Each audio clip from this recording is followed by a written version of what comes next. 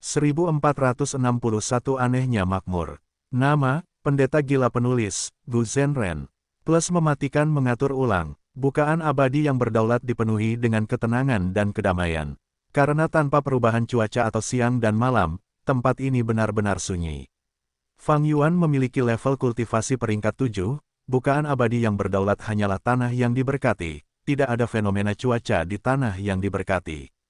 Hanya diambang menjadi surga gua fenomena seperti itu akan muncul. Bahkan tanpa perubahan atmosfer, bukaan abadi yang berdaulat bukanlah tanah yang mati, itu dipenuhi dengan kehidupan. Mini Northern Plains lebih dingin, terutama di bagian paling utara, tidak ada apapun di sana. Setelah mencaplok tanah terberkati Handong, ada titik sumber daya ular roh yang dikelola oleh roh tanah ular roh merah muda. Selain itu, ia memiliki ladang pemakaman tulang dengan banyak bahan tulang abadi. Dan di selatan, Fang Yuan mencoba menciptakan padang rumput merah darah dengan rumput sabit darah dan bunga kapak merah sebagai fondasinya, agar kelinci bunga merah muda, serigala, dan rubah itu bisa hidup di sana. Di benua tengah mini, ada hutan zidara dan hutan willow cermin, mereka tumbuh di sini dengan santai oleh Fang Yuan, dia tidak merawatnya dengan sengaja, skalanya tidak besar. Ada juga lubang cahaya giok yang memiliki gufana jalur cahaya. Di gurun barat mini, fokusnya adalah pada lubang ular piton naga api yang menakutkan, pantai camar pasir, rawa hitam busuk, rawa busuk, gundukan anjing pemburu hitam milik tanah yang diberkati Liu Yong, dikelola oleh roh tanah anjing pemburu hitam. Ada juga rumah gufana baru, kota mayat, yang diperoleh Fang Yuan dari gurun translokasi gurun barat. Sebagian besar bahan abadi di dalamnya diperdagangkan ke kehendak transformasi 1000, hanya sedikit yang tersisa. Di Laut Timur Mini, itu bukan lagi badan air yang dangkal, itu memiliki jejak kapasitas lautan.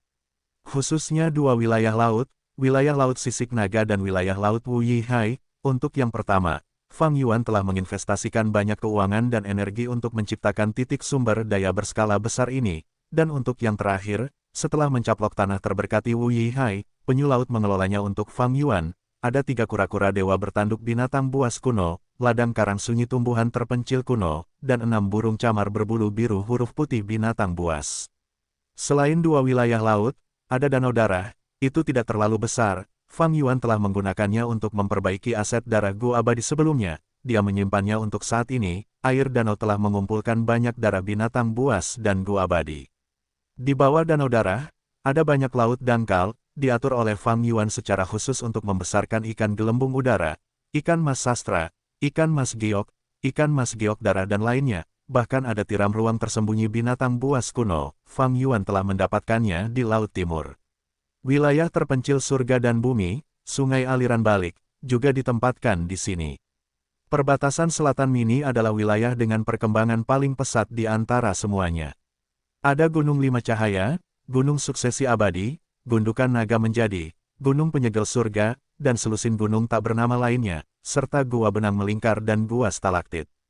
Di hutan dan bawah tanah, sejumlah kecil manusia batu tinggal di sini, vegetasinya termasuk pohon musik, aliran teh, burung kematian Qi, dan lainnya, menciptakan ekosistem dengan vitalitas yang besar.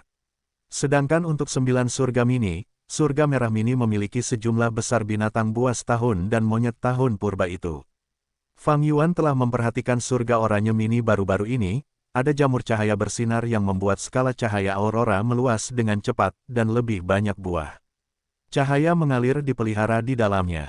Surga kuning mini sangat kosong, hanya ada sedikit arus pecahan emas. Surga hijau mini benar-benar kosong, tetapi Fang Yuan telah menempatkan alam mimpi di dalamnya sebelumnya. Mini Azure Heaven memiliki pil dupa biru, ini adalah makanan bagi Gu abadi jiwa perubahan. Fang Yuan telah menyimpan sejumlah pil di sini terakhir kali. Ada juga kolam penyimpanan kristal surgawi, itu berada di pusat Mini Azure Heaven, tetapi tidak berguna. Mini Blue Heaven memiliki perkembangan paling banyak di antara 9 surga mini.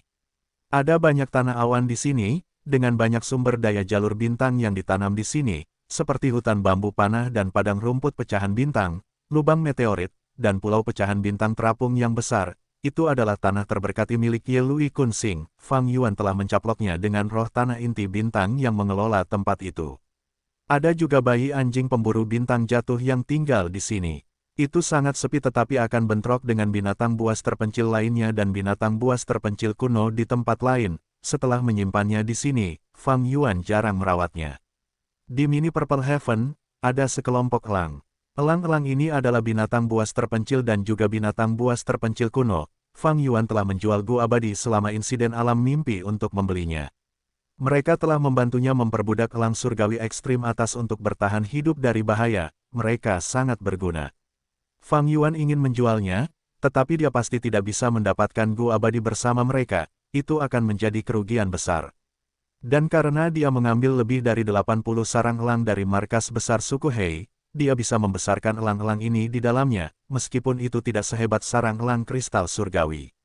Di dua surga yang tersisa, surga putih mini memiliki kelompok anjing pemburu elang, 3 anjing surgawi sisa kuno, dan ladang perkebunan bunga penguasa warna-warni. Surga hitam mini tidak memiliki cahaya sama sekali, itu adalah lingkungan khusus, hanya ada beberapa pohon daging berjalan tanaman terpencil kuno di sana. Setelah mengumpulkan semua aset ini, Fang Yuan sudah setara dengan beberapa dewa abadi peringkat 8. Namun, untuk ukuran seluruh bukaan abadi, sumber daya ini terlalu sedikit. Alasannya, bukaan abadi berdaulat terlalu besar. Dalam ruang seluas 335.000 km persegi, sumber daya ini hanya menempati sedikit ruang.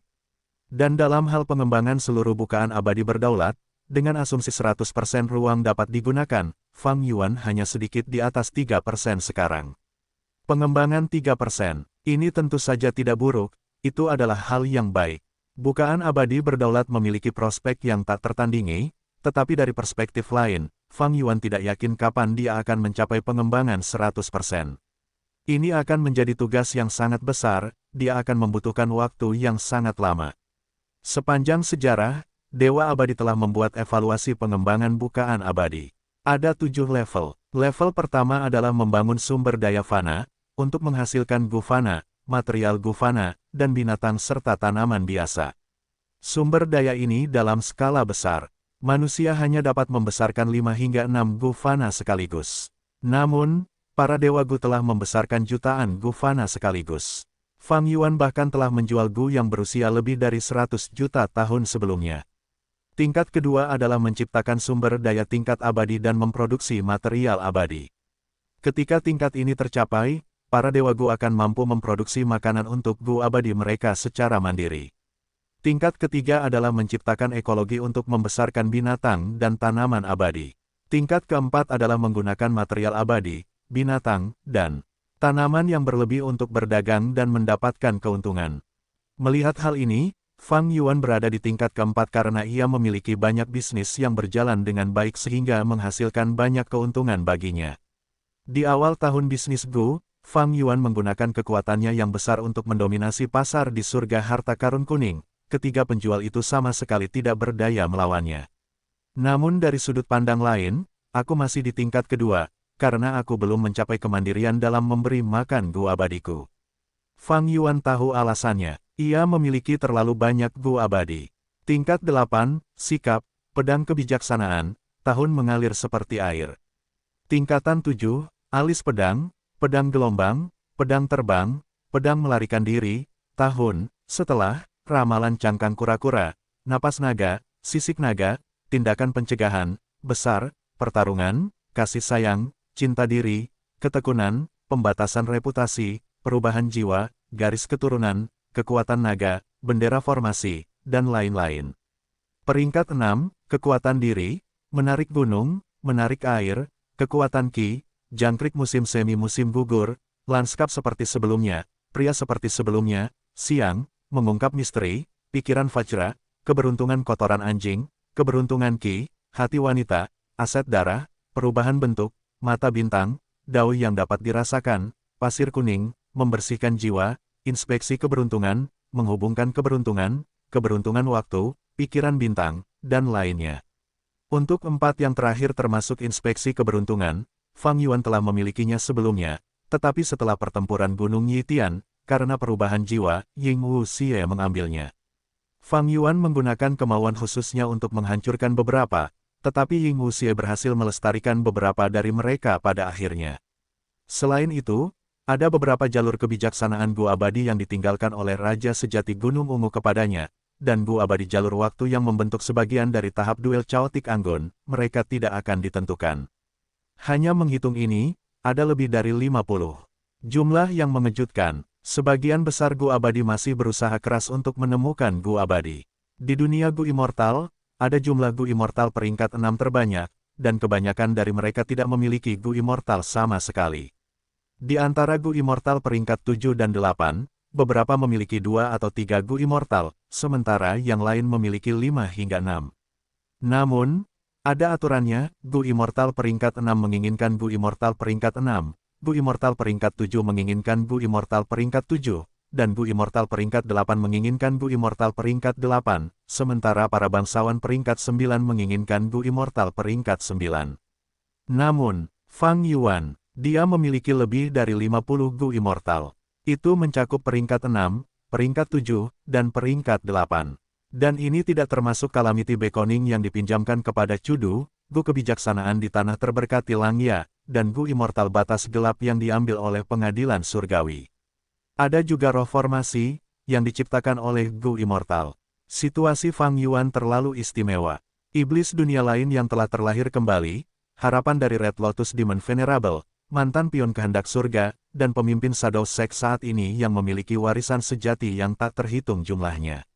Meskipun perjalanan itu berbahaya dan penuh keputusasaan, harus dikatakan, risiko yang sangat besar membawa manfaat yang sangat besar. Fang Yuan sekarang sangat makmur.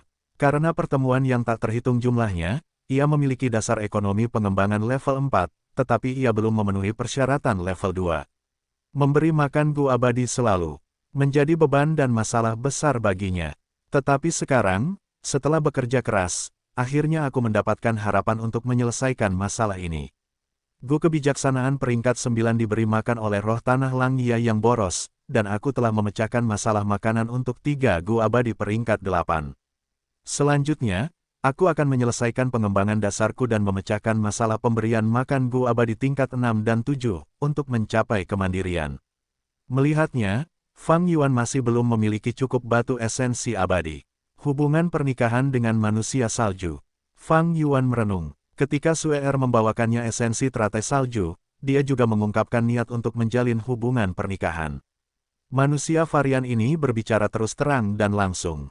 Jika aku bekerja sendiri untuk menyelesaikan masalah makanan, itu akan memakan waktu lama. Tetapi jika aku menggunakan manusia salju, kemajuanku akan cepat. Yang paling kurang dariku sekarang adalah waktu. Aku tidak menentang hubungan pernikahan dengan manusia salju. Di Gunung Danghun, ada gunyali di mana-mana. Fang Yuan memetiknya di sepanjang jalan saat ia memperkuat jiwanya. Fondasi jiwanya mulai meningkat, setelah beberapa saat, dari 1 juta jiwa manusia, naik ke level 5 juta jiwa manusia. Fang Yuan merasakan perasaan yang sangat kembung, seperti ia akan meledak. Fang Yuan tahu ia telah mencapai batasnya, ia meninggalkan Gunung Danghun dan datang ke lembah Luopo. Setelah beberapa kali berkultivasi, jiwanya dimurnikan seperti baja yang ditempa, menjadi lebih murni dan lebih padat. Setelah ini, fondasi jiwanya stabil pada 1.500.000 jiwa manusia. Setelah 1 juta jiwa manusia, setiap sesi kultivasi meningkatkannya sebanyak 500.000 jiwa manusia. Termasuk waktu yang dibutuhkan untuk mengistirahatkan jiwaku, dan produksi gunyali, aku butuh setengah tahun untuk mencapai 10 juta jiwa manusia. Fang Yuan memperkirakan dan mengerutkan kening. Ini terlalu lambat baginya. 10 tahun, setelah 10 tahun, pengadilan surgawi akan sepenuhnya memperbaiki Gua Abadi takdir. Pada saat itu, pengadilan surgawi akan memiliki keuntungan mutlak. Fang Yuan dan Sekte Bayangan tidak akan memiliki harapan. Dia butuh waktu setengah tahun dari 10 tahun untuk mencapai 10 juta jiwa manusia, ada juga 100 juta jiwa manusia dan tingkat yang lebih tinggi setelah itu. Fang Yuan tidak puas dengan kecepatannya. Jika aku bisa meningkatkan produksi gunyali, aku bisa meningkatkan kecepatan kultivasiku lebih jauh lagi. Produksi gunyali membatasi pertumbuhan fondasi jiwanya. Gunung Danghun tidak diragukan lagi adalah pohon uangnya, tetapi gunung itu membutuhkan jiwa berkualitas baik untuk menghasilkan lebih banyak gunyali tanpa henti.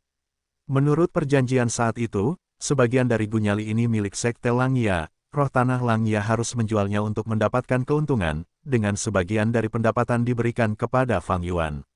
Saat ini, Fang Yuan menggunakan sebagian Gu Nyali untuk mengolah jalur jiwanya. Hal itu menyebabkan pendapatannya turun tajam dalam bisnis ini. Namun untungnya, bisnis Gu tahun sebelumnya menghasilkan banyak uang, Fang Yuan memiliki banyak dana tersisa sekarang. Fang Yuan menilai, tidak bijaksana untuk bernegosiasi dengan roh tanah Langya sekarang untuk meningkatkan porsinya dari produksi Gu Nyali. Karena sekarang dia membutuhkan sekte Langya, entah itu tinggal di tanah terberkati Langya untuk berkembang atau menggunakannya untuk memurnikan Gu. Dalam kelompok penyempurnaan Gu abadi sebelumnya, 3 Gu abadi sangat berguna bagi Fang Yuan, mereka sekarang berada di kelompok penyempurnaan Gu kedua, berfokus pada Gu Fana seperti Gu Ulat Sutra Raksasa Teratai Putih, dan 2 Gu abadi. Salah satunya adalah rahasia surgawi, yang diciptakan oleh Yang Mulia Abadi Bumi Surga, dan diperoleh oleh Pak Tua Yanxi. Dia menciptakan jurus pembunuh abadi dengannya, yang dikenal sebagai mengungkap rahasia surgawi. Jurus ini memiliki efek mistis, jurus ini dapat memprediksi isi malapetaka atau kesengsaraan berikutnya. Jika Sekte Langya dapat memurnikan Gu abadi rahasia surgawi, Fang Yuan akan dapat menggunakan pengungkapan rahasia surgawi. Jurus ini akan sangat membantunya dalam menjalani kesengsaraan. Namun, menempatkan misi bagi Sekte Langya untuk memurnikan Gu abadi telah menguras poin kontribusi sekte saya perlu memeriksa ini. Jadi, setelah kultivasi jiwa berakhir, Fang Yuan menggunakan Gu Fana jalur informasinya untuk memeriksa misi Sekte Langya. Tidak diragukan lagi, roh tanah Langya saat ini jauh lebih cocok untuk mengelola Sekte Langya daripada roh tanah sebelumnya. Di bawah manajemennya, seluruh sekte menggali potensinya sepenuhnya, mereka penuh dengan kehidupan. Pada saat ini, Sekte Langya memiliki banyak misi, sebagian besar adalah misi pemurnian Gu yang diberikan Fang Yuan. Di bawah itu, yang paling penting adalah eksplorasi Taiqiu. Sejak Sekte Langya menciptakan formasi teleportasi, sekte tersebut telah menjelajahi Taiqiu dan menggali sumber daya alam di dalamnya. Ini adalah rute pengembangan utama yang diambil oleh Sekte Langya.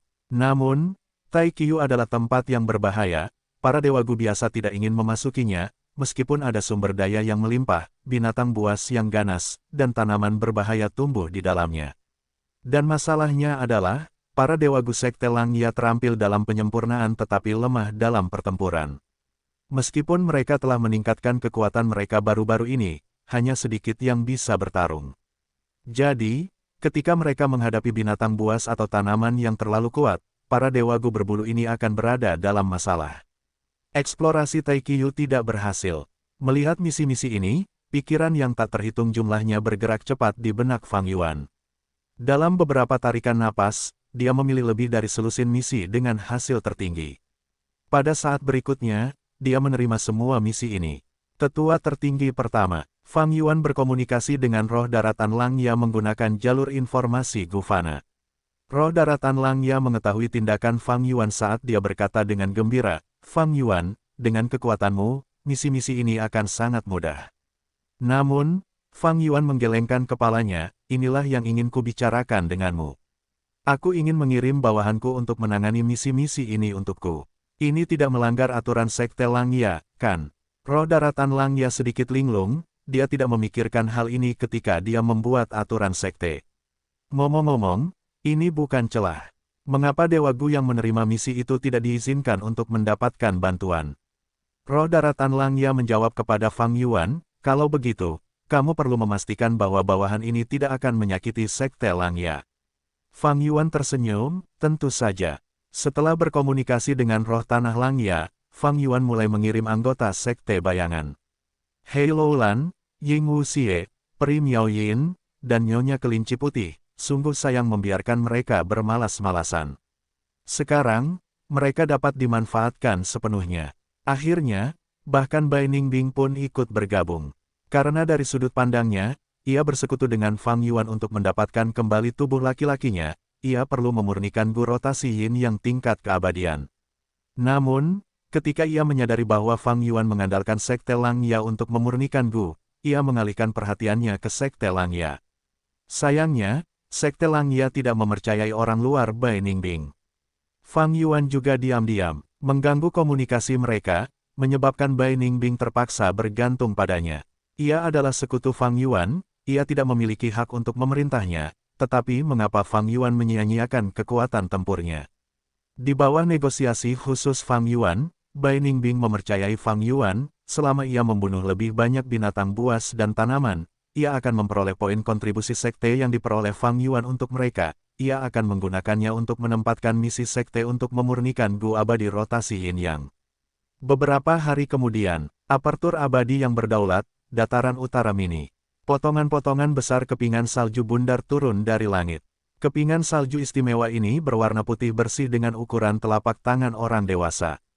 Ini adalah material abadi tingkat 6 yang menari salju, terbentuk secara alami, dan tidak akan mencair selama suhunya dijaga pada tingkat tertentu.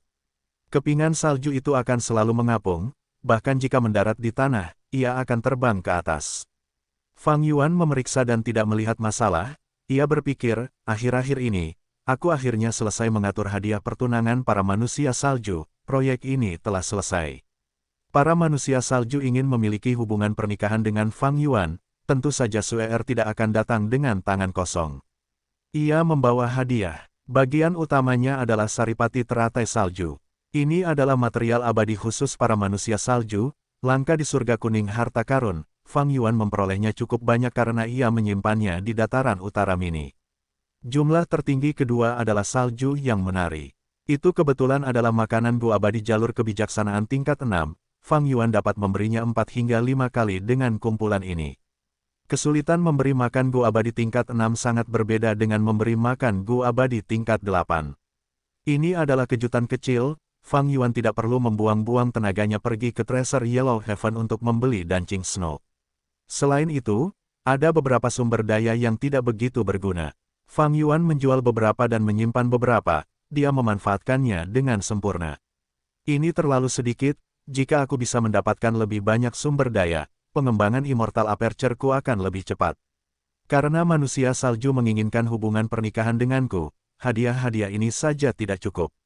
Fang Yuan mencibir dalam hati. Dia menerima semua hadiah tetapi tidak menanggapi permintaan manusia salju untuk hubungan pernikahan secara langsung. Ketika Gu keberanian terkumpul hingga skala tertentu, Fang Yuan memulai kultivasi jalur jiwanya lagi. Hari demi hari, dia membenamkan dirinya dalam kultivasi. Fondasi jiwanya tumbuh dengan cepat, selain jalur jiwa, dia bahkan menggunakan cahaya kebijaksanaan untuk memodifikasi gerakan pembunuh. Dia memiliki sejumlah besar gerakan pembunuh, gerakan-gerakan itu melibatkan hampir semua jalur. Dia perlu memodifikasi gerakan pembunuh yang berguna dari dalam gerakan-gerakan itu sehingga dia dapat menggunakannya dengan Gu Abadi yang tersedia. Ini akan sangat meningkatkan metode dan kekuatan bertarungnya. Fang Yuan sedang mendalami kultivasi, sementara anggota Sekte Bayangan sedang menjelajahi Taiqiu dan bertarung.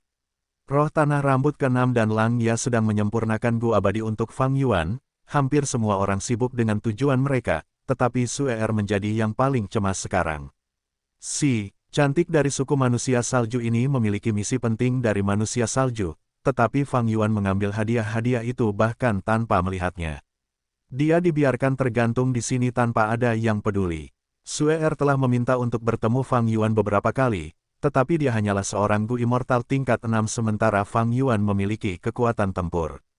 Tingkat 8, kekuatan mereka berdua terlalu berbeda. Dan karena dia berada di tanah yang diberkati Lang Ya, Fang Yuan menolaknya setiap kali. Dengan cara ini, Suer tidak dapat bertemu dengannya, dia merasa sangat putus asa, kekhawatiran dan kemarahan di wajahnya semakin dalam setiap hari. Pada hari ini, para manusia salju mengiriminya surat untuk mendesaknya lagi, tetapi Suer sekarang memiliki harapan. Karena suku manusia salju melihat bahwa Suer tidak membuat kemajuan, mereka berdiskusi di antara mereka sendiri. Mereka mencapai konsensus, karena Fang Yuan menerima hadiah, dia menginginkan hubungan pernikahan. Tetapi mengapa dia tidak bertemu Suer, itu karena hadiah itu tidak cukup untuk statusnya yang tinggi. Jadi, para manusia salju mengumpulkan beberapa hadiah lagi dan mengirimkannya bersama dengan surat itu kepada Suer. Apa ini? Aku adalah kebanggaan para manusia salju, kecantikanku terkenal. Kali ini, aku meminta hubungan pernikahan dan bahkan membawa cukup banyak hadiah. Tetapi itu tidak cukup untuk bertemu dengannya sekalipun. Dengan emosi yang meluap, Suer meminta untuk bertemu dengan Fang Yuan. Fang Yuan akhirnya bertemu dengannya. Namun, Apa yang dikatakannya kepadanya adalah sesuatu yang berada di luar dugaannya. Fang Yuan menunduk menatap Sue Er. Dia muda dan cantik, tinggi dan bersemangat, bermata biru dan berambut biru. Dia memiliki sifat dingin dari ras manusia variannya. Kulitnya yang lembut dan dadanya yang montok akan membuat banyak pria memperhatikannya. Dia tidak diragukan lagi adalah kecantikan nomor satu dari suku manusia salju. Namun Fang Yuan tidak tergerak oleh kecantikannya. Bukan hanya itu, dia bahkan mencari masalah dengannya. Inikah ketulusan dari para manusia salju? Sue Er tidak dapat memahami apa yang dimaksud Fang Yuan. Dia dengan cepat berkata, "Tuan Fang Yuan, tolong jangan salah paham. Hadiah yang begitu kecil dan kau ingin memiliki hubungan pernikahan denganku. Sukumu sedang bermimpi jika mereka berpikir begitu mudah untuk mendapatkan bantuan yang setara dengan pangkat 8. Fang Yuan mencibir. Sue Er tercengang. Fang Yuan berbicara begitu jelas sehingga dia tidak dapat menerimanya. Dia juga merasakan sedikit rasa malu dan marah di dalam hatinya. Dia adalah yang terbaik di generasinya, kecantikan nomor satu yang diakui publik. Dia membawa hadiah untuk meminta hubungan pernikahan, dia menundukkan kepala dan statusnya. Kalau dipikir-pikir Fang Yuan begitu sombong dan meremehkannya, dia juga sangat serakah, menganggap hadiah manusia salju itu tidak tulus. Bagaimana bisa itu kecil? Hadiah itu sangat berharga, suku manusia salju telah memilih semuanya dari inventaris mereka khusus untuk Fang Yuan. Awalnya, Sue Er memiliki kesan yang baik tentang Fang Yuan. Bagaimanapun, dia memiliki bakat yang luar biasa dan memiliki kekuatan tempur peringkat 8. Itu adalah prestasi yang tidak banyak bisa dicapai. Tapi sekarang, kesannya tentangnya menjadi sangat rendah. Dengan emosinya, dia pasti sudah pergi sejak lama. Tapi sekarang, ini bukan tentang dirinya sendiri, dia ditugaskan oleh sukunya untuk misi penting ini. Sue Er menarik napas dalam-dalam, bertanya, "Tuan Fang Yuan, Anda telah mengambil 2 set hadiah, saya yakin Anda setuju dengan hubungan pernikahan kita. Jika Anda tidak senang dengan hadiah itu, Anda dapat memberikan permintaan Anda. Saya akan membawanya kembali untuk didiskusikan oleh para tetua kita." Fang Yuan telah menyiapkan daftar itu sejak lama, bufana jalur informasi terbang keluar darinya dan pergi ke Sue Er. Ini, Sue Er melihat dan matanya melotot. Keserakahan Fang Yuan terlalu mengejutkan. Namun, bahkan saat dia terkejut, dia sangat cantik, matanya terbuka lebar, meskipun dia kehilangan sebagian dari kesejukannya, dia menjadi sangat imut. Bukan hanya daftar ini, Fang Yuan menambahkan, "Kamu punya permintaan lain." Sue Er memiliki ekspresi yang tidak sedap dipandang saat dia menahan amarahnya. Namun, Fang Yuan percaya diri dan tidak malu. Dia berbicara dengan lugas, "Jika sukumu dapat memenuhi persyaratanku, itu sudah cukup. Namun, kamu sendiri belum menunjukkan ketulusan yang cukup." "Ketulusan saya?" Fang Yuan mengangkat kepalanya sambil tersenyum, "Tidak sembarang orang bisa menjadi istriku, istri Fang Yuan. Meskipun manusia salju merekomendasikanmu, kualifikasimu akan bergantung pada ujianku." "Ujian?" Sue Er menggertakkan giginya, "Tolong jelaskan padaku, Tuan Fang Yuan." Fang Yuan berkata, "Pergilah ke Taiqiu dan kumpulkan jiwa untukku. Saat kau pergi, seseorang akan mengaturnya untukmu." Sue Er merasa sedih. Bagaimana mungkin seorang jenius seperti dia diperlakukan dengan cara yang begitu dingin? Namun karena misi dari sektenya, dia harus mengangguk dan setuju. Melihat Sue Er pergi, Fang Yuan merenung dalam-dalam.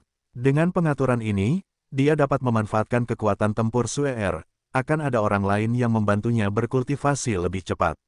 Namun itu tidak penting. Dia sebenarnya mencoba menyelidiki mereka. Menerima hadiah kedua sambil mengungkapkan ketidaksenangannya dan ingin menguji Sue Er, dia menunjukkan harga dirinya sepenuhnya, ini untuk menguji batas bawah manusia salju.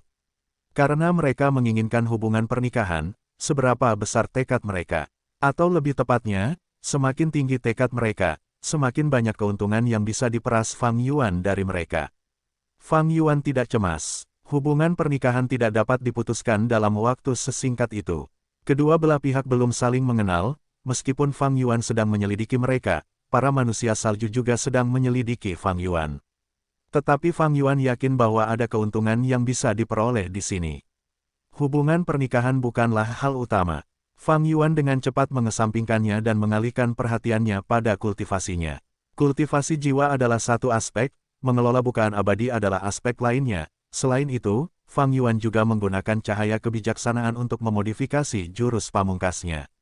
Metode terkuat Fang Yuan tidak diragukan lagi adalah jurus pamungkas abadi segel perlindungan aliran balik, tetapi dia tidak memodifikasinya sekarang. Meskipun jurus ini tidak aman terhadap pengadilan surgawi sekarang, Fang Yuan tidak dalam bahaya langsung. Dia tidak hanya berada di dataran utara, dia juga berada di dalam tanah terberkati Langya, dia memiliki pakaian prajurit hantu yang tersembunyi. Pengadilan surgawi tidak dapat menemukannya untuk sementara waktu. Dan ada alasan lain, memodifikasi segel perlindungan aliran balik akan memakan waktu terlalu lama, terlalu lambat.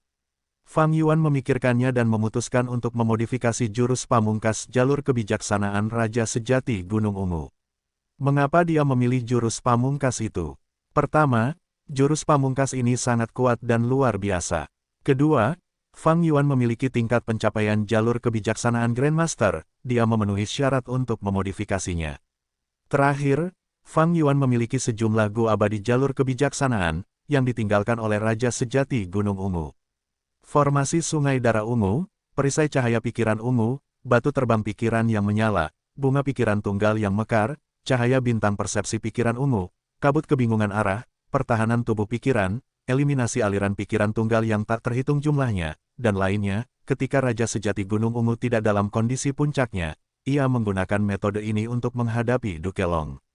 Siapa Dukelong? Ia adalah master teratai merah, ia memiliki latar belakang yang besar dan kekuatan pertempuran yang tak tertandingi, ia berada di puncak peringkat 8.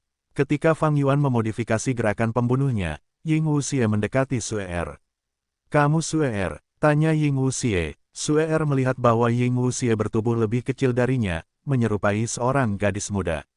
Ia memiliki kulit pucat seperti salju, ia mengenakan gaun hijau berbunga-bunga, ada 2 anting mutiara yang tergantung di telinganya, seolah-olah ada air di dalam mutiara, ada riak hijau di dalamnya ketika mereka bergetar.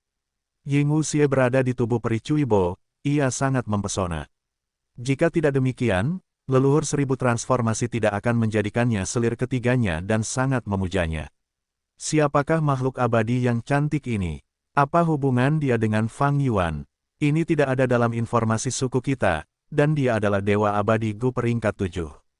Sue Er memiliki banyak kecurigaan, tetapi dia tersenyum. "Saya Sue Er, saudari yang cantik, bolehkah saya tahu siapa nama Anda?" Ying Wuxie mengerutkan kening. Awalnya dia sangat bersemangat untuk menggunakan tubuh peri Cuibo. Tetapi setelah beberapa saat, dia merasa seperti menjadi sangat tidak nyaman. Belum lama ini, dia meminta Fang Yuan untuk mengubah tubuh ini, bahkan jika dia berubah menjadi tubuh peringkat 6, itu baik-baik saja selama dia bisa mengolah jalur jiwa. "Jangan panggil aku saudari, kamu bisa memanggilku saudara Wuxie." Ying Wuxie melambaikan tangannya, "Ayo pergi, aku akan membawamu ke Taiqiu dan bertemu dengan mereka. Ini adalah ujian pemimpin sekte untukmu, kita akan melihat siapa yang memperoleh jiwa berkualitas lebih tinggi dalam kurun waktu yang sama." "Ya," Sue Er menjawab dengan cepat, tetapi dia memiliki banyak pertanyaan di dalam dirinya. Dia berjalan di belakang sambil menatap Ying Wuxie, sambil berpikir, wanita abadi ini aneh sekali, dia ingin aku memanggilnya saudara laki-laki. Keduanya meninggalkan tanah terberkati Langya dan mencapai Taiqiu menggunakan formasi Gu teleportasi. Begitu mereka memasuki Taiqiu, Sue Er merasa gugup, lagi pula, ini adalah tempat yang terkenal di dataran utara karena tingkat bahayanya.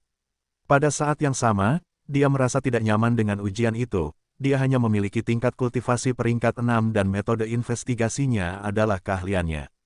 "Ikutlah denganku, cepat. Waktu sangat berharga, kita perlu menghargai setiap momen dan menggunakannya untuk berkultivasi.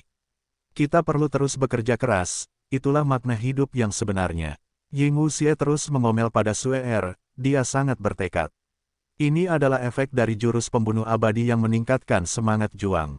Sue Er merasa bahwa Ying Wuxie benar-benar aneh, dia sangat cantik, tetapi dia bertindak seperti pemuda yang gegabah, itu tidak terbayangkan. Tetapi apakah kita terlalu ceroboh dengan terbang seperti ini? Sue Er khawatir, ini adalah Taiqiu, binatang buas berkeliaran di mana-mana, bahaya ada di mana-mana.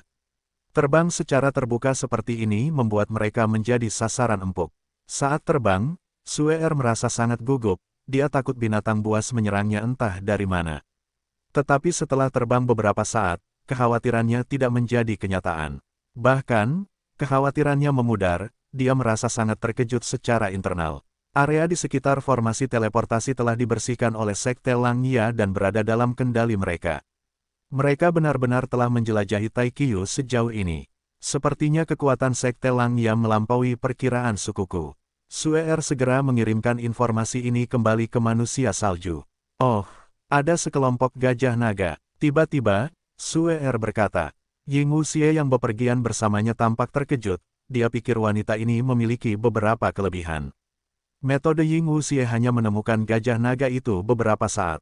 Setelah Suer, metode investigasi sekte bayangan secara alami lebih unggul daripada Suer, tetapi dalam tubuh Ying Wuxie saat ini, metode tersebut terbatas. Gajah naga ini dibutuhkan oleh pemimpin sekte, mari kita tangkap mereka. Ying Wuxie mengubah arah terbangnya. Suer tidak terkejut, karena dia telah melihat daftar Fang Yuan, ada gajah naga yang tercantum di dalamnya. Kelompok gajah naga ini cukup biasa, hanya ada 2 atau 3 gajah naga tingkat terpencil. Ying Wuxie dengan cepat mendarat saat dia menggunakan jurus pembunuh abadi jalur jiwanya.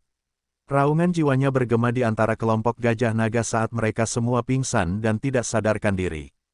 Teknik yang mengesankan, Suer sedikit terkejut, tetapi pertanyaan baru muncul di dalam, dia memiliki aura jalur air, mengapa dia menggunakan metode jalur jiwa. Ying Wuxie paling ahli dalam memimpin jiwa ke dalam mimpi, tetapi cacinggu untuk membuat gerakan ini disimpan oleh Fang Yuan.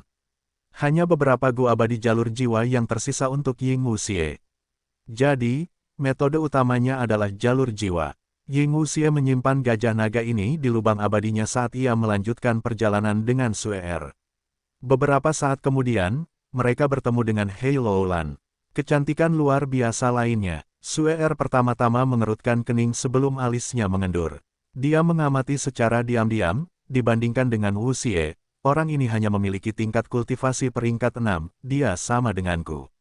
Suer menghela napas lega dalam hati. Suer adalah keturunan berbakat dari suku manusia salju, dia jenius, tetapi suku manusia salju tidak diragukan lagi memiliki sedikit sumber daya. Suer mampu mencapai peringkat 6 di usia seperti itu sangat luar biasa. Tetapi setelah bertemu dengan Ying Wuxie, dia tidak dapat menandingi peringkat 7 ini, meskipun dia tidak menunjukkan apa-apa di permukaan, dia merasakan tekanan besar di dalam hatinya. Sekarang setelah dia melihat seorang abadi peringkat 6, hatinya yang berat menjadi sedikit lebih ringan. Hai, kamu bisa memanggilku Suer. Suer pertama kali memperkenalkan dirinya, dia merasa bahwa dia harus bersikap ramah kepada orang-orang di bawah Fang Yuan, untuk menciptakan hubungan yang baik dengan mereka. Halo, kamu bisa memanggilku Loulan. Hei Loulan tersenyum, tatapannya berkedip saat dia menilai Suer secara halus. Dia berpikir, manusia salju gua abadi. Mengapa dia mendekati kita, Fang Yuan, apa yang dia pikirkan? Manusia salju menginginkan hubungan pernikahan dengan Fang Yuan, dia tidak memberitahu siapapun selain Ying Wuxie. Jadi, Hei Loulan hanya tahu bahwa Fang Yuan ingin para abadi sekte bayangan membawa Suer dan bekerja sama untuk menjelajahi Taikiyu. Baiklah, sekarang setelah kalian selesai memperkenalkan diri, mari kita pergi dulu. Kata Ying Wuxie, dia mengeluarkan cacinggu jalur informasi dan menggunakan metodenya untuk mengetahui lokasi Peri Miao Yin dan Nyonya Kelinci Putih. Hei Loulan, lanjutkan pekerjaanmu. Aku akan membawa Suer ke yang lain. Melihat mereka berdua pergi, Hei Loulan punya pikiran.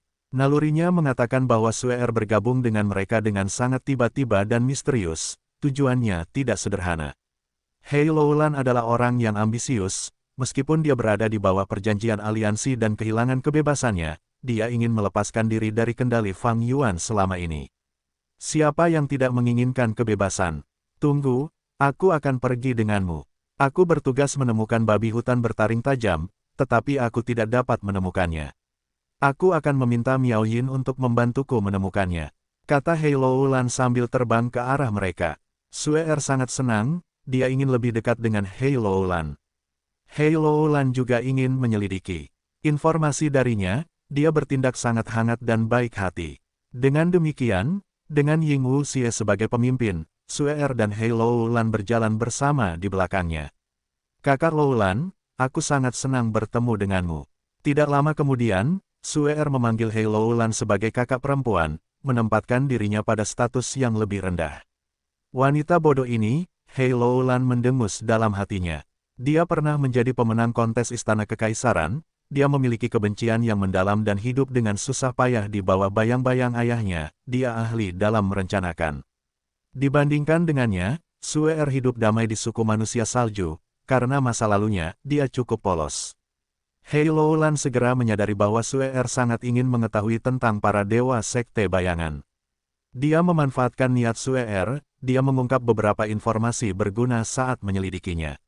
Suer tentu saja waspada, tetapi dia tidak dapat menandingi rencana Hei Loulan, tepat saat dia akan mengekspos dirinya sendiri. Ying Wuxie menyela, bukankah itu babi hutan bertaring tajam?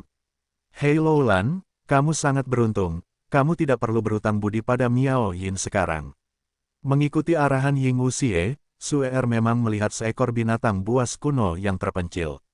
Binatang itu besar dan berotot besar, tergeletak di tanah saat tidur, dan memiliki aura yang kuat. Jantung Suer berdebar kencang, dengan kekuatan bertarungnya, dia bukan tandingan babi hutan bertaring tajam itu.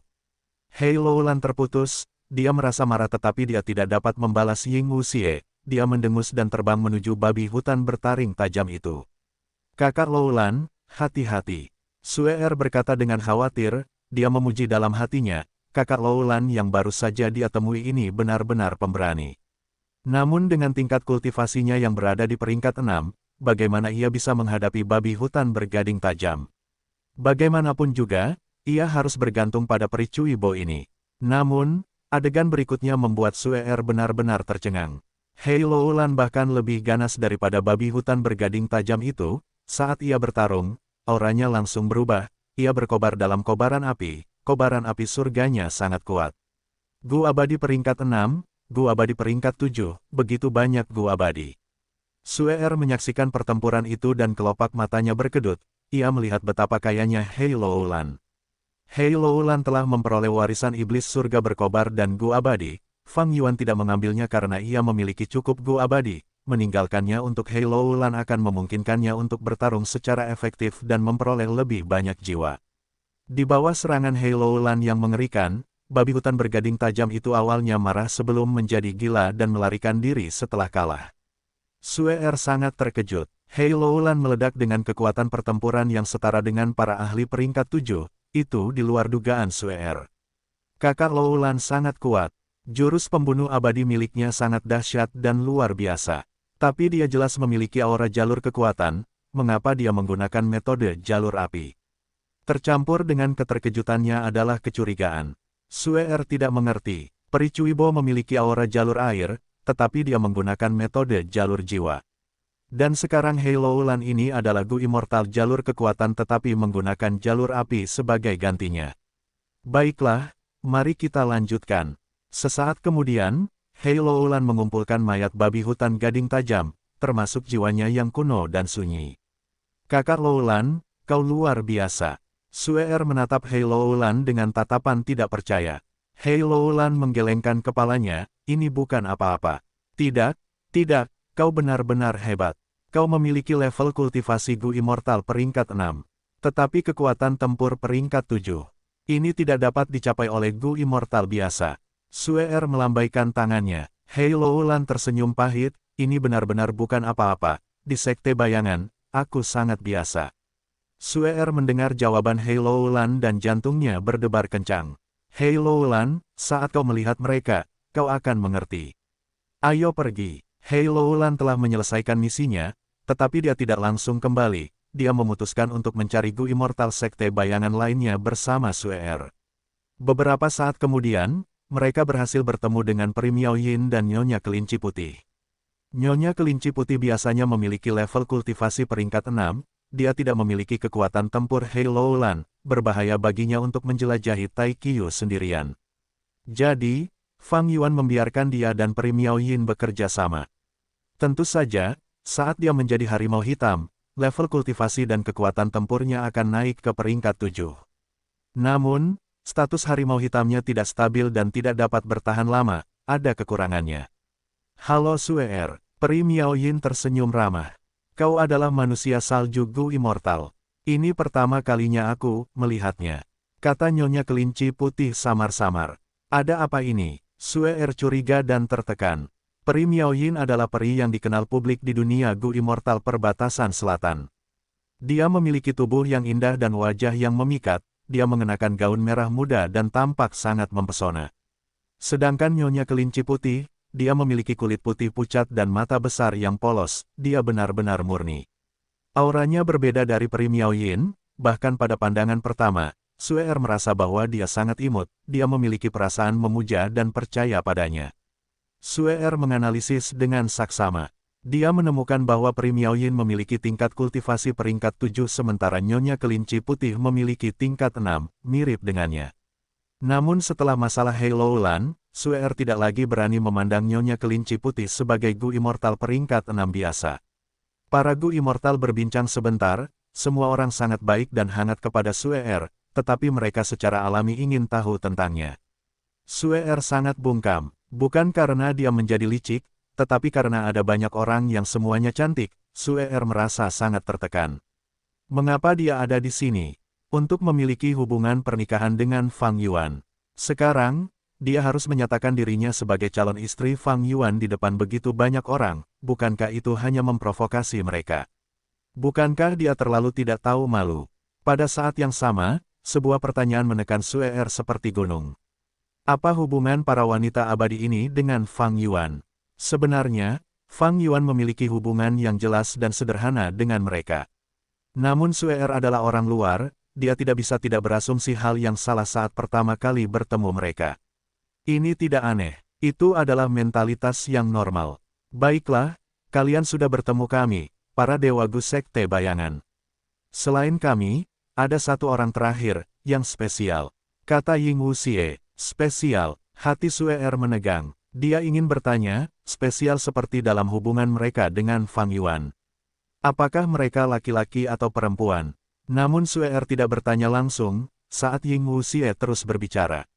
Orang ini adalah Bai Ningbing, dia bukan anggota Sekte Bayangan, tetapi dia adalah sekutu kami telah bertarung bersama, meskipun dia hanya memiliki tingkat kultivasi peringkat 6 di antara kami, dia memiliki kekuatan tempur tertinggi. Ying Wuxie sedikit ragu pada kalimat terakhir. Namun, para dewa Gu lainnya tidak mengatakan apa-apa tentang itu. Kekuatan tempur Heiloulan lebih lemah dari Bai Ningbing. Bagaimanapun, fisik bela diri sejati. Kekuatan hebat tidak cocok dengan warisan jalur api. Kekuatan tempur peri Miaoyin hampir sama dengan Heiloulan. Nona Kelinci Putih bisa diabaikan, karena setelah menjadi harimau hitam, dia akan menjadi ganas tetapi kurang memiliki metode. Awalnya, Ying Wuxie memiliki kekuatan tempur tertinggi, tetapi dia mengandalkan jiwa yang menuju mimpi, yang Gu abadinya telah diambil oleh Fang Yuan. Jadi, Bai Ningbing, yang mewarisi warisan sejati Bai Xiang dan memiliki fisik jiwa es gelap utara, adalah yang terkuat di antara mereka. Bahkan lebih kuat dari saudari Loulan. Sue tidak dapat mempercayainya. Heiloulan berkata, aku hanya memiliki kekuatan tempur tingkat menengah di antara kita. Sue membuka matanya dengan kaget, berpikir, ya Tuhan, mengapa ada banyak monster di sini? Tingkat kultivasi peringkat 6 tetapi memiliki kekuatan tempur tertinggi, siapa sebenarnya orang ini? Seberapa tinggi bakat tempur mereka? Sekarang, mari kita bawa kamu ke sana. Aku sudah memberitahumu hal-hal ini sebelumnya sehingga kamu dapat memperhatikan, dia memiliki hubungan yang berbeda dengan kita. Ying Wuxie terus memimpin jalan. Segera, mereka tiba di lokasi Bai Ningbing. Bum bum bum, ledakan dahsyat bergema di telinga para makhluk abadi bagaikan guntur. Raungan. Selanjutnya, para makhluk abadi mendengar suara keras dan menyedihkan yang menyerupai teriakan binatang buas yang sekarat. Ini. Ketika para makhluk abadi tiba, Sue terkejut melihat Bai Ningbing sendirian di medan perang, di sekelilingnya ada cincin binatang buas kuno yang sunyi. Kalian semua datang pada waktu yang tepat. Aku menemukan tempat yang bagus. Bai Ningbing menghentikan gerakan mematikan Bai Xiang saat dia berjalan menuju para makhluk abadi. Sue sangat terkejut, sangat cantik. Kecantikan dan aura Bai Ningbing sungguh menakjubkan. Bahkan Sue yang jenius pun terguncang, ia berpikir, adakah orang secantik itu? Jika ia tahu bahwa Bai Ningbing adalah seorang pria yang berubah menjadi wanita, siapa yang tahu bagaimana perasaannya? Sue Er berpikir, mengapa Fang Yuan dikelilingi oleh begitu banyak wanita cantik. Dan mereka adalah orang-orang yang sangat berbakat. Sekarang heran mengapa ia meremehkanku. Tanah yang diberkati langya, benua yang ditutupi awan. Fang Yuan sendirian, di padang tanah awan yang luas. Sambil menarik napas dalam-dalam, dia menenangkan pikirannya dan mulai menggunakan jurus pembunuh abadinya. Membakar batu terbang pikiran. Fang Yuan berseru dalam benaknya. Matanya berkedip dengan cahaya ungu kristal, pikiran-pikiran berbenturan dalam benaknya saat batu-batu kecil yang menyerupai arang muncul di sekitar tubuhnya. Batu-batu ini tampak terbakar dalam api, tetapi tidak memiliki panas. Pergi. Fang Yuan berkehendak saat batu-batu yang melayang di sekitar tubuhnya melesat keluar. Batu-batu itu merobek langit, tetapi ada keheningan selama serangan itu. Pada saat yang sama, batu-batu ini mengembang dan menjadi lebih besar, berubah dari ukuran ibu jari menjadi ukuran baskom dalam sekejap. Selanjutnya, mereka mengembang hingga seukuran kereta kuda. Batu-batu itu menjadi batu raksasa, permukaannya menyala dengan api merah. Batu-batu yang menyala itu berjumlah ratusan hingga ribuan, sekaligus, seluruh langit diwarnai merah. Selanjutnya, batu-batu yang menyala itu mendarat di tanah awan dan menciptakan ladang api yang tidak memiliki panas maupun mengeluarkan suara. Ini bukanlah batu api sungguhan, melainkan terbentuk dari pikiran yang sebenarnya. Ini adalah metode serangan utama Raja Sejati Gunung Ungu, batu api yang menyala, yang dapat membakar pikiran target. Ada gerakan beruntun dengannya, yang disebut bunga pikiran tunggal. Setelah batu api meledak, Fang Yuan menunjuk dengan jari telunjuk. Tangan kanannya, seketika, api padam saat bunga-bunga bermekaran di lubang yang terbentuk, bunga-bunga yang tak terhitung jumlahnya berjuang untuk muncul dan mekar. Bunga-bunga itu cerah dan berwarna-warni, daerah sekitarnya diwarnai oleh hamparan bunga pelangi warna-warni. Sayang sekali targetku bukanlah Dewa Gu, tetapi tanah awan tanpa pikiran ini, bunga-bunga ini tidak berguna dan hanya ada sebagai hiasan. Fang Yuan berkehendak saat bunga-bunga itu lenyap seketika. Tubuh Fang Yuan bergetar, gerakan pembunuh abadi, klon pikiran tunggal tak berujung. Seketika, dia dikelilingi oleh sosok-sosok yang tak terhitung jumlahnya. Awalnya, hanya ada beberapa lusin siluet ungu, tetapi setelah beberapa saat, mereka telah tumbuh hingga jumlah beberapa ratus ribu. Sementara itu, tubuh asli Fang Yuan tersembunyi di dalam tubuh mereka, dia tidak dapat ditemukan tanpa jurus pembunuh investigasi yang kuat. Jurus ini sangat mirip dengan taktik asli Fang Yuan sendiri, yaitu menggunakan Myriad Self dan Familiar Face untuk bertindak sebagai salah satu hantu jalur kekuatan, menyembunyikan dirinya agar tidak dapat dikenali. Jurus Purple Mountain True Monarch lebih unggul karena hanya satu jurus, tetapi memiliki efek dari dua jurus Fang Yuan, Myriad Self dan Familiar Face. Oleh karena itu, ia menghabiskan lebih sedikit esensi abadi. Ada keuntungan lain, kecepatan siluet ungu tumbuh lebih cepat daripada hantu jalur kekuatan. Namun kerugiannya adalah siluet ungu ini tidak memiliki kekuatan ofensif, mereka murni untuk penyembunyian. Sementara itu, hantu jalur kekuatan memiliki kekuatan ofensif sendiri. Fang Yuan berhenti menggunakan klon pikiran tunggal yang tak berujung saat dia mengulurkan kedua telapak tangannya, mendorong keluar gelombang kabut. Ini adalah kabut kebingungan arah jurus pembunuh abadi, yang dapat membuat Dewa Gu kehilangan arah. Selanjutnya, Fang Yuan menggunakan pertahanan tubuh pikiran, eliminasi aliran pikiran tunggal yang tak terhitung jumlahnya, dan yang lainnya, dia menjadi terbiasa dengan mereka dan menggunakannya dengan sukses. Dia memusatkan perhatiannya ke arah akhir. Jurus pembunuh abadi, cahaya bintang persepsi pikiran ungu. Jurus ini adalah yang paling rumit, tetapi memiliki efek yang kuat dan luar biasa. Jurus ini dapat memungkinkan pengguna untuk mempelajari tentang kedalaman jurus pembunuh musuh dengan setiap pukulan, dan terus-menerus mendapatkan informasi tentang mereka. Begitu mereka mengumpulkan cukup informasi, Fang Yuan akan dapat menggunakan metode jalur kebijaksanaan untuk menghadapi jurus pembunuh musuh selama pertempuran itu sendiri. Selanjutnya, jurus pembunuh abadi pembubaran kehendak cemerlang akan digunakan untuk mengungkap jurus pembunuh musuh dan meraih kemenangan. Fang Yuan mencoba menggunakannya. Cahaya bintang persepsi pikiran ungu memang dipenuhi dengan banyak langkah, Fang Yuan hanya berhasil setelah 3 kali mencoba. Selama proses ini, ia menderita cedera. Namun dengan manusia seperti sebelumnya, Fang Yuan tidak takut dengan cedera seperti itu. Setelah beberapa hari berlatih, aku telah memahami sebagian besar metode Raja Sejati Gunung Ungu. Fang Yuan berpikir, Saat ini, setengah bulan telah berlalu sejak Sue mendekatinya. Selama hari-hari ini, Fang Yuan terutama mengolah jalur jiwa untuk meningkatkan fondasi jiwanya. Saat ini, ia telah memiliki 10 juta jiwa manusia. Perkembangan bukaan abadi berjalan lancar dan mantap. Selain itu, ia berlatih jurus pembunuh. Jurus pembunuh perlu latihan, karena setiap aktivasi mengandung risiko. Jika aktivasi gagal, seseorang akan membahayakan diri mereka sendiri. Fang Yuan memiliki warisan yang tak terhitung jumlahnya, dan memiliki sejumlah besar jurus pembunuh. Namun, fondasi jurus pembunuh adalah Gu Abadi. Fang Yuan memutuskan untuk terlebih dahulu melatih jurus pembunuh jalur kebijaksanaan Raja Sejati Gunung Ungu. Raja Sejati Gunung Ungu adalah jiwa terbelah generasi pertama Ungu, metodenya dapat melawan Duke Long, dan secara alamiah sangat kuat. Lebih jauh, sebelum kematiannya, ia mewariskan sebagian besar Gu Abadi jalur kebijaksanaannya kepada Fang Yuan. Dengan demikian, Fang Yuan memiliki dasar untuk menggunakan jurus pembunuh abadi Raja Sejati Gunung Ungu. Tentu saja, dia tidak memiliki semua Gu Abadi milik Raja Sejati Gunung Ungu, ada beberapa yang hilang. Namun, itu bukan masalah bagi Fang Yuan, dengan tingkat pencapaian jalur kebijaksanaan Grandmaster-nya, dan cahaya kebijaksanaan terpenting yang dapat diandalkan, dia dapat dengan cepat memodifikasi jurus pamungkas. Saat ini, jurus pamungkas jalur kebijaksanaan yang dia gunakan dimodifikasi sampai batas tertentu. Setelah sesi ini, Fang Yuan beralih ke Gu kebijaksanaan. Dia duduk di samping Gu kebijaksanaan dan bermandikan cahaya kebijaksanaan, berpikir dan menyimpulkan apa yang telah dia peroleh dari sesi latihan ini. Setiap kali setelah latihan, dia akan memikirkan pengalaman itu dan menggunakan apa yang telah dia peroleh untuk memodifikasi jurus pamungkas lebih jauh. Penciptaan banyak jurus pamungkas bergantung pada pengalaman, kebiasaan, dan kepribadian para dewa Gu itu sendiri.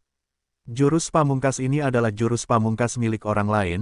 Jurus-jurus itu tidak cocok untuk Fang Yuan karena dia sendiri menciptakan banyak sekali tangan raksasa jalur kekuatan dan diri sendiri. Jadi, Fang Yuan harus terus memodifikasinya.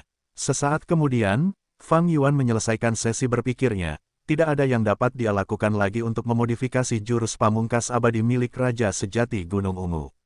Setelah hari-hari berlatih dan memodifikasi, akhirnya aku mencapai batas. Hanya ketika pencapaian jalur kebijaksanaanku mencapai perubahan kualitatif, aku dapat terus memodifikasi gerakan-gerakan ini.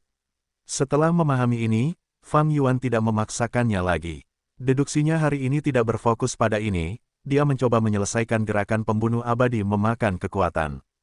Awalnya, Fang Yuan memiliki Gu abadi memakan kekuatan, dia dapat mengeluarkan esensi abadi untuk mengaktifkan Gu abadi dan meningkatkan tanda Dao jalur kekuatannya. Sangat disayangkan bahwa Gu abadi yang berguna seperti itu dihancurkan. Namun itu bukan masalah, semua jalur yang berbeda mengarah ke asal yang sama. Fang Yuan memiliki begitu banyak Gu abadi dan cahaya kebijaksanaan untuk membantunya, dia dapat dengan cepat menyimpulkan gerakan pembunuh abadi memakan kekuatan. Gerakan pembunuh abadi seperti itu benar-benar dapat menggantikan penggunaan Gu abadi memakan kekuatan. Deduksiku berhasil. Beberapa menit kemudian, Fang Yuan meninggalkan Gu kebijaksanaan dengan perasaan puas. Dia mulai menyimpulkan gerakan pembunuh abadi memakan kekuatan 6 hari yang lalu, dia akhirnya berhasil.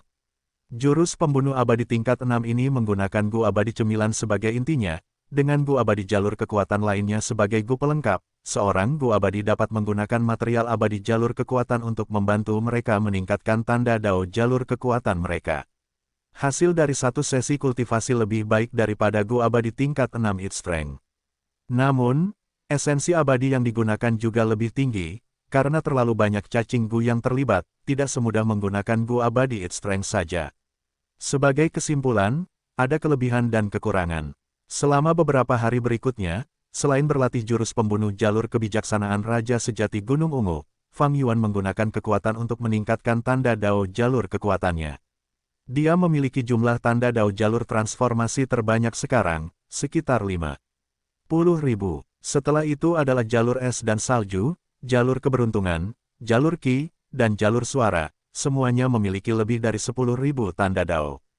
Dia memiliki sedikit tanda Dao jalur kekuatan, dia tidak mengalami kesengsaraan terkait jalur kekuatan, dan lubang abadi yang dianeksasinya juga bukan dari jalur kekuatan. Kali ini, dia fokus untuk memperbaiki masalah ini. Fang Yuan telah mempertimbangkannya dengan saksama sebelum memilih jalur kekuatan. Metode terkuatnya sekarang adalah segel perlindungan aliran balik dan naga tak terhitung. Yang pertama adalah pertahanan sementara, yang terakhir adalah serangan. Keduanya terkait dengan jalur kekuatan. Meningkatkan tanda dao jalur kekuatan akan meningkatkan batas atas kekuatan pertempurannya dengan sangat jelas. Adapun jurus pembunuh jalur kebijaksanaan dari Raja Sejati Gunung Ungu, itu dimaksudkan untuk meningkatkan berbagai metode Fang Yuan, yang benar-benar menentukan batas atas kekuatannya adalah segel perlindungan aliran balik. Fang Yuan berlatih dengan kerja keras dan menggunakan waktunya hingga batas maksimal, setiap detik waktunya dihabiskan dengan tujuan. Lingkungan yang aman ini sungguh langka. Sejak kelahiran kembali, ini adalah pertama kalinya Fang Yuan memiliki kesempatan utama untuk meningkatkan kekuatannya dan memperdalam fondasinya. Pengembangan bukaan abadi, berlatih gerakan mematikan, mengolah jalur jiwa, hampir setiap hari, Fang Yuan semakin maju. Kecepatan peningkatannya tidak pernah terdengar, bahkan roh tanah Langya diam-diam terkejut. Inilah yang telah diprediksi oleh pengadilan surgawi, setelah mendapatkan warisan Sekte Bayangan. Fondasi Fang Yuan sangat dalam, sekarang setelah dia dapat memanfaatkannya, kekuatannya akan tumbuh pesat.